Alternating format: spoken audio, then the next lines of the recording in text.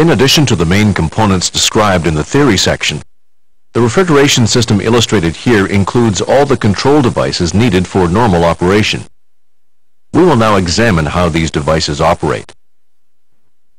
In the theory section, we learned that when the system is off, the refrigerant is waiting in the condenser. For it to enter the evaporator, the solenoid valve must first open. The signal to open the valve comes from the room thermostat, which closes an electrical contact when the room temperature is higher than the temperature set by the occupants. Some systems have a timer that turns the system off when the building is unoccupied. Others have an outside thermostat that prevents the refrigeration system from coming on when the outside temperature is too cold. Therefore, the compressor will only start up if the timer and outside thermostat allow it to do so. The liquid refrigerant starts to flow towards the expansion valve. At this point, it is at high pressure, with the pressure being close to the pressure it had in the condenser. You can see the refrigerant flowing through the sight glass. As it flows, the refrigerant is filtered to remove possible residues or metal particles. The moisture it may have absorbed during maintenance is also removed by the same filter dryer. The liquid refrigerant at high pressure thus arrives at the expansion valve, which is set to lower the pressure to obtain the temperature required in the evaporator. The expansion valve is also a flow control valve. It controls the amount of refrigerant that enters the evaporator depending on the evaporation rate. The evaporation rate varies with the amount of air to be cooled, the air temperature, and the degree of humidity in this air as it passes through the evaporator. The expansion valve measures the evaporation rate by means of a bulb located at the evaporator outlet. This bulb measures the amount of superheat of the refrigerant.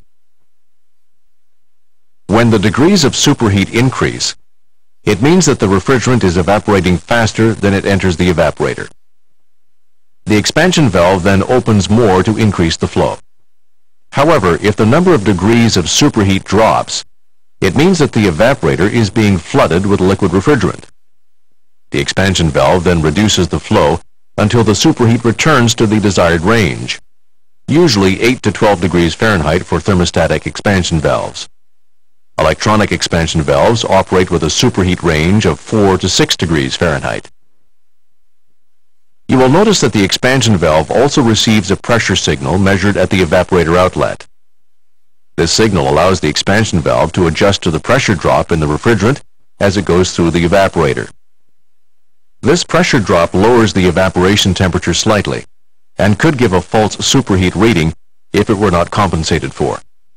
Under normal operating conditions, the level of liquid refrigerant stabilizes in the evaporator so that the flow of liquid is proportional to the amount of heat to be absorbed.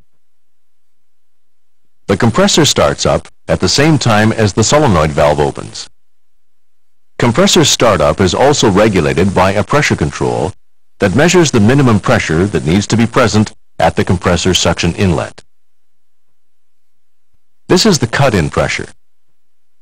This pressure is usually reached when the compressor starts up because the remaining refrigerant in the evaporator has evaporated while the compressor was off. This control is useful to prevent the compressor from starting if there is not enough refrigerant coming out of the evaporator.